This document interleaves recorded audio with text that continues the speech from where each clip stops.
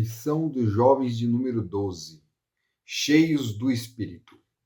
Lição da Escola Sabatina dessa semana, dos jovens, vem trazendo a parábola das 10 virgens. Então a gente vai fazer uma leitura rápida aqui da parábola e conforme a gente vai lendo, a gente vai comentando. Na lição a gente tem aqui,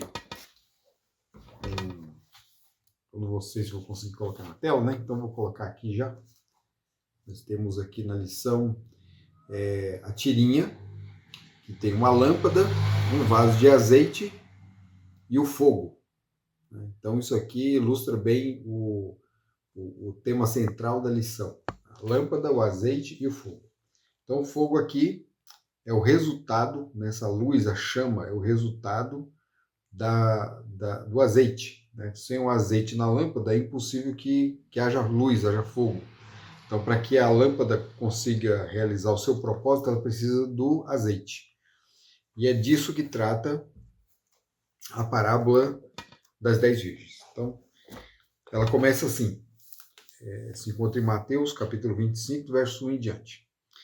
Então, o reino dos céus será semelhante a 10 virgens que, pegando as suas lâmpadas, saíram a encontrar-se com o noivo. Então, essa parábola aqui, ela começa com aquele... da mesma forma que muitas das outras parábolas de Jesus começam com essa fórmula, o reino dos céus é semelhante a determinada coisa. Então aqui não é diferente. O reino dos céus será semelhante a 10 virgens. Ou seja, Jesus está querendo dizer o seguinte, que é assim que funciona o reino dos céus. Né? Existe um protocolo, né? O céu segue um protocolo, ele tem um planejamento, tem um plano, a gente chama de plano da redenção. E esse plano, que é o plano do reino, ele funciona de uma determinada forma. Então, as parábolas, elas nos ajudam a entender a grandiosidade desse plano, porque fica difícil você tratar diretamente de assuntos que a nossa mente não alcança. Então, a parábola ela tem justamente essa função. Ela consegue partir do visível, né, do conhecido, para o desconhecido. A gente consegue, a partir do conhecido, através de elementos, dessas metáforas da natureza, metáforas da história como do filho pródigo ou do bom samaritano, a gente consegue tratar de questões mais elevadas, questões espirituais, questões morais, de que fala de que faz parte de todo o compêndio bíblico e do plano da salvação. Então, a gente tem que entender que mesmo nas parábolas onde não aparece assim, o reino dos céus é semelhante, mesmo assim aquela parábola está falando sobre o reino dos céus, como ele funciona. Ele tem um funcionamento, tem um mecanismo, e não adianta querer agir de forma contrária ao mecanismo, porque ele só funciona desse jeito. Tá? Então, não adianta você falar assim, existem muitos caminhos para se alcançar aquela bênção, a salvação. Não existe muitos caminhos, existe apenas um tipo só de engrenagem funcionando ali. O relógio ele funciona de um jeito só. Então não adianta querer inventar coisa. A gente tem que procurar compreender pelas parábolas e por toda a Escritura Sagrada como é que funciona o reino dos céus. É isso que Jesus faz contando essas histórias, né? Essas metáforas para nós. Então aqui, essa parábola das virgens, ela começa assim, falando que o reino dos céus é semelhante a 10 virgens que, pegando as suas lâmpadas, saíram a encontrar-se com o noivo. Então a lâmpada é usada para a noite, ou para um ambiente muito escuro. O noivo, ele sai ao encontro da noiva, e essas mulheres virgens aqui que aparecem na parábola não são as mulheres do esposo, tá? Porque muita gente confunde. Muita gente acha que esse homem está casando com 10 mulheres. Né? Não é isso, né? A parábola não está falando disso. Essas mulheres, elas são como as damas de honra do noivo, da noiva, né? As damas de honra, como hoje, né? Hoje existem as damas, né, que acompanham a noiva. Naquele tempo não era muito diferente. Então haviam essas mulheres, e essas mulheres eram futuras noivas de alguém. Então elas também iam para o casamento onde havia possibilidade de encontrar um pretendente ali. E elas se preparavam, se arrumavam, então tinha todo um ritual, né? Não era exatamente um ritual religioso, assim, cheio de regras, mas era um costume da época, e essas mulheres aqui, elas estavam aguardando a vinda do noivo, o noivo que ia encontrar a noiva. Então, a parábola não está falando da noiva, fala do noivo e dessas virgens. Então, essas virgens, como era noite, elas tinham que estar preparadas, elas tinham que estar, né? A gente está falando assim de Israel dos dias de Jesus, que era onde a noite era realmente escura. Então você não é como a nossa noite hoje, a gente já tem postes de luz para tudo que é lado, luz elétrica. A vida noturna dos nossos dias é diferente da vida noturna dos dias de Jesus. Naquela época havia pouca luminosidade. Para você ter luz, você tinha que ter esse combustível que não era barato, tá? O azeite. E então você economizava e você também evitava, né, o uso sem necessidade da luz noturna. As virgens, para esperar o noivo, para guardar o noivo, elas tinham que estar com azeite, uma dose extra de azeite, porque elas tinham azeite na lâmpada. Ó, isso aqui é um exemplo de lâmpada daquela época. Essa aqui foi eu que fiz. Só que ela não funciona, porque essa argila aqui, ela, se cai água aqui ou caiu azeite, ela vai amolecer completamente. Ó. Um pouco de água que caiu, rachou. Então eu vou procurar depois uma argila diferente para poder fazer a lâmpada. Mas a lâmpada era assim. Então você tinha um azeite aqui, né? Nessa cavidade aqui, é como se fosse um bule de café, uma versão do nosso bule de café. Você coloca o azeite aqui e você tinha um pavio aqui, né? Sai por esse biquinho. Então, ele encontra, né? Essa cavidade aqui encontra, ela chega até aqui onde fica a cavidade do azeite. Então, fica um pavio aqui, como o pavio que tem nas velas, né? Embebido de azeite, o azeite aqui dentro, então, aí acende o fogo e a lâmpada fica lá. Vai queimando até que o azeite acabe. Então, aquelas mulheres que estavam esperando, as noivas, as noivas, toda hora estou falando noivas, não são as noivas, são as damas de honra, as virgens, elas estavam com o seu azeite na lâmpada e também tinha um frasco, né? Elas tinham um pouco mais de azeite para o caso da lâmpada, né? Acabar o azeite e eles ficarem sem luz. Então, as virgens prudentes tinham azeite.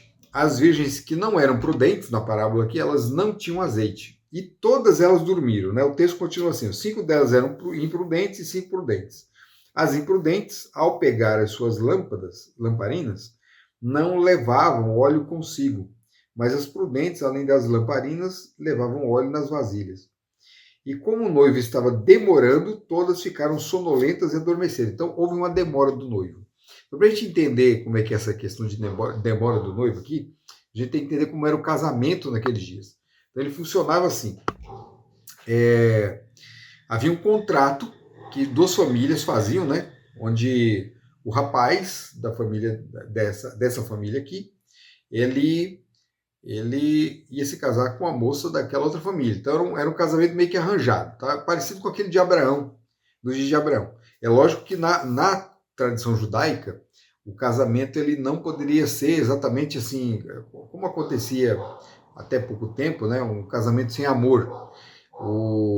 A moça da família, ela tinha o direito de escolher, de aceitar aquele casamento, não. Foi o que aconteceu, por exemplo, com a mulher que foi escolhida para casar com o filho de Abraão. Ela poderia escolher casar-se ou não. Ela tinha esse direito. Né? E então, nesse caso aqui, né, nos dias de Jesus, você tinha essas duas famílias que faziam um acordo: só, meu filho vai casar com a sua filha. E acontecia assim: o filho ia lá na casa da noiva, fazia todo o contrato ali com os pais, né? Eles pagavam. Muita gente fala dote, mas na verdade é um outro nome, tá? Que eu esqueci agora. É um nome hebraico que você como se você estivesse comprando a noiva, tá? A moça ficava lá, né? Depois que era feito o contrato, o noivo ia embora e ele ia preparar. Ele ia passar um tempo fora, né? Afastado ali da família ali, preparando tudo para o casamento. Não só isso, né? Ele tinha que ter uma casa também, tinha que ter tudo, tinha que ter bens. Ele tinha que deixar tudo pronto para quando pegasse a noiva da casa do pai, pudesse levar ele para uma outra casa, onde os dois viveriam ali para sempre. E então o noivo ia embora, e quando chegava o dia do casamento, as noivas já estavam ali preparada, né? Preparada para aguardando o noivo junto com as suas damas. E o noivo vinha da casa dele, da casa do pai, encontrar a noiva e pegava a noiva e levava para a casa do pai. E de lá ela não voltava mais. Certo? Ali era realizada a cerimônia e não voltava mais. Então, esse era o processo, esse era o procedimento. E isso aqui tem tudo a ver com a história de Jesus com a sua igreja. Porque Jesus ele também vem, ele faz um contrato com a humanidade, né? Nesse contrato ele compra a noiva também, né? Compra com o quê? Compra com sangue. Ele comprou a noiva com sangue e agora ele vai embora, como Jesus, né? Como o noivo ia embora, Jesus ele vai embora, preparar um lugar. Interessante que lá em João ele fala assim, olha, vou preparar-vos um lugar. E ele vai, prepara o local, né? O local onde a noiva vai viver para sempre com ele. E quando chegar o momento certo, ele volta para encontrar a noiva. E é interessante que na parábola aqui fala assim que houve uma demora, o noivo demorou. E é isso que o povo de Deus sente, a igreja de Deus sente hoje, com o que parece ser uma demora. Tá? Então aqui, embora seja uma demora de fato aqui no caso das virgens, no nosso caso ele representa essa aparente demora, porque na verdade no céu tudo tem o seu tempo certo. Tudo tem o seu tempo determinado. Isso eu estou falando em relação ao plano de salvação, tá? Não um tempo determinado assim. Deus determinar a vida da pessoa do início ao fim. Não estou falando de predestinação. Estou falando do destino de salvos e perdidos aqui. Então existe todo um planejamento. Assim como houve o momento certo para Jesus vir pela primeira vez na Terra, há um momento certo também na segunda volta, mas nós não sabemos quando é. Então parece que há uma demora. Parece que ele se demora. E elas sentiram isso aqui e acabaram adormecendo. Nisso do noivo demorar, elas acabaram adormecendo. E é o que acontece com os cristãos, né? Jesus, ele aparentemente demora e com o passar do tempo, muitos acabam se cansando da espera, acabam desanimando, às vezes não abandonam a fé, como por exemplo as virgens aqui não abandonaram, não foram embora para casa. Elas ficaram aguardando, mas acabaram adormecendo, não se prepararam. Então, as que estavam mais preparadas, quando acordaram, tinha azeite ainda. Mas as despreparadas, quando acordaram, não tinha mais azeite. E as lâmpadas delas estavam apagadas. E aquele horário ia ser difícil de elas conseguirem mais azeite. E não só isso. Além de ser difícil conseguir o azeite, talvez não houvesse mais tempo, porque o noivo estava chegando. À meia-noite ouviu-se um grito: eis o noivo, saiam ao encontro dele. À meia-noite ouviu-se um grito. Isso aqui é interessante que ele tem faz parte da história do Adventismo, tá? À meia-noite ouviu-se um grito. A gente chama de clamor da meia-noite.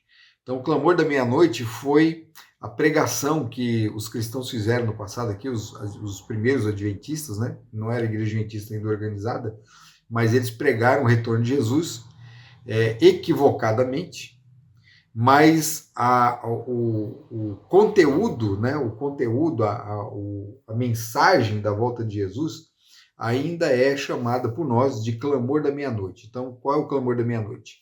É a preparação para que todos saiam ao encontro do noivo. O noivo está chegando. Então, a mensagem, a última mensagem para a humanidade é o clamor da meia-noite. Então, esse clamor aqui é feito, né? O noivo está chegando, eis o noivo, sai ao encontro dele. E aí no verso 7 fala assim: então todas aquelas virgens se levantaram e prepararam suas lamparinas. E as imprudentes disseram aos prudentes: deem a nós um pouco do óleo que vocês trouxeram, porque as nossas lamparinas estão se apagando.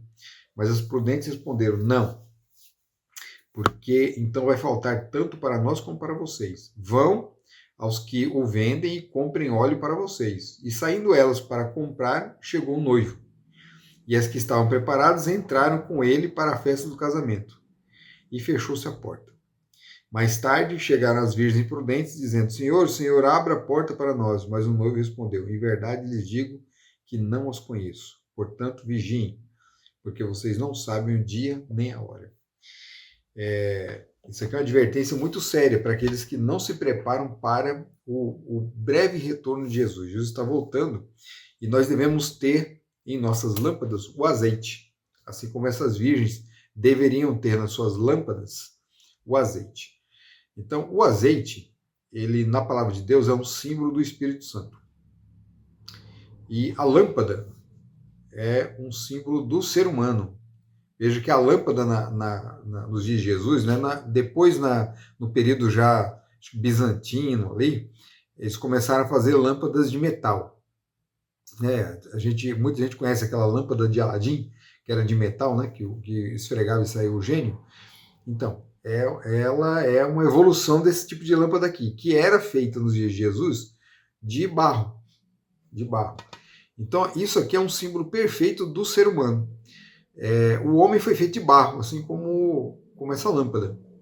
Feito de barro, ele foi moldado com um propósito: iluminar. Então, o homem ele tem que iluminar também, e a lâmpada também tem que iluminar. Só que, para que isso seja possível, foi necessário que o homem tivesse o que dentro dele? Né? O que diz lá o Gênesis? O Gênesis fala assim, que Deus soprou em suas narinas o fôlego da vida. Fôlego, o ruá, é o Espírito, né? O Espírito Santo é chamado de ruá. E o Espírito Santo soprou nas narinas do homem e o homem passou a ser alma vivente. Quando o Espírito, né, o fôlego da vida, entrou no corpo do ser humano, de barro, ele passou a ser um ser vivente, uma alma vivente. Ou seja, o homem não tem uma alma, tá? Ele é uma alma. E o que ele tem é o fôlego de vida, que é o Espírito Santo, que não é uma coisa consciente. Eu já fui falar em outro vídeo aqui. Não é uma coisa consciente. É uma força de Deus no homem para que ele seja um ser vivo. O poder do Espírito no homem para que ele seja um ser vivo. E aqui, quando você tem o azeite no vaso de barro, aí você tem a luz, tem o fogo. Né? Então o homem ele só consegue realizar o propósito de Deus, cumprir a missão de Deus, quando ele tem o fôlego, quando ele tem o Espírito Santo. Nós devemos ter o Espírito nos dois sentidos. O nosso fôlego que nós respiramos e o poder do Espírito agindo na vida do homem para que ele possa desempenhar o papel que lhe foi incumbido de iluminar a terra, né, com a glória de Deus, com o Evangelho de Deus. Então essa é a mensagem básica da parábola das 10 virgens. Tá? Mas daqui a gente pode tirar muitas outras lições, inclusive lições da história do povo do Advento. Tá? Mas a gente não vai falar disso agora, mas procurem estudar, procurem se aprofundar nessa questão, e vocês vão ver como que é interessante. Né? Essa parábola é praticamente uma profecia. É uma profecia da história da igreja nos últimos dias. Que Deus abençoe você. Até o nosso próximo vídeo. Tchau.